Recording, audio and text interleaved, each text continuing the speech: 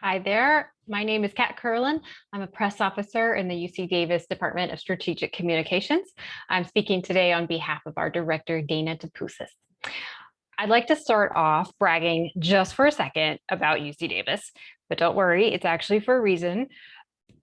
Our university consistently ranks first or second in the world for veterinary, environmental, and agricultural sciences.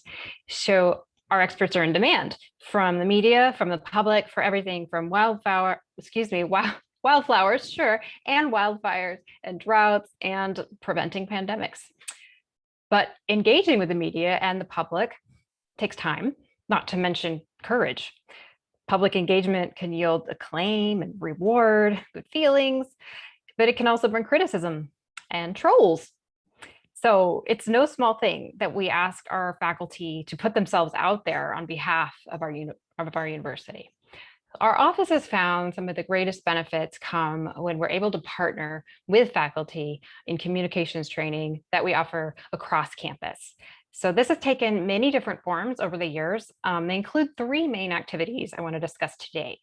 So since about 2016, we've been leading half-day communications trainings primarily for faculty, but also staff, postdocs, and grad students. We trained hundreds of researchers through this training, and a half a day is kind of a big ask, but the results have been really powerful. The reviews tend to be super favorable, and everybody seems to think it's well worth their time.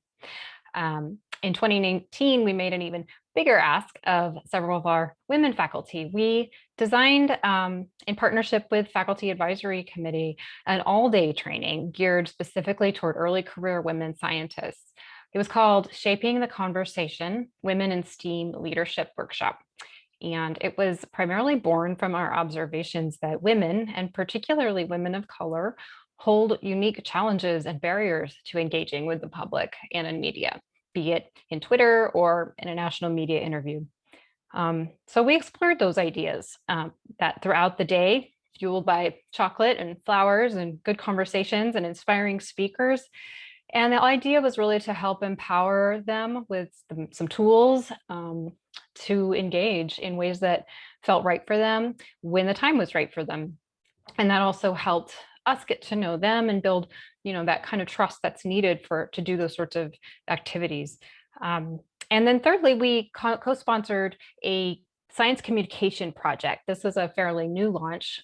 This was in partnership with some really dynamic faculty we have in our College of Biological Sciences. It was also in partnership with UC San Diego and the Moore Foundation. So that program has particularly emphasized diversity, equity, and inclusion in STEM. And while the pandemic kind of slowed some of those efforts, we're really excited to see what's going to come from that in the following year. All of these efforts are designed to help our experts feel equipped, empowered, inspired to engage and supported. As I said, it's difficult to do this job, and we want to show them as much support as we can in it, and in a way that we can all thrive from. So it also helps in three other really powerful ways.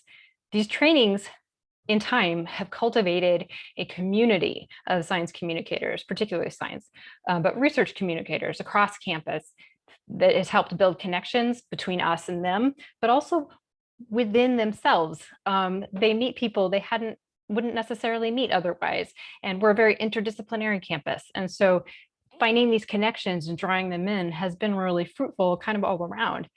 And secondly, we take diversity, equity, and inclusion really seriously. We're keenly aware of the lack of diverse voices in the media itself and who they ask to be sources. So we really want to be able to offer a really variety of backgrounds and diverse voices to media when they do come asking.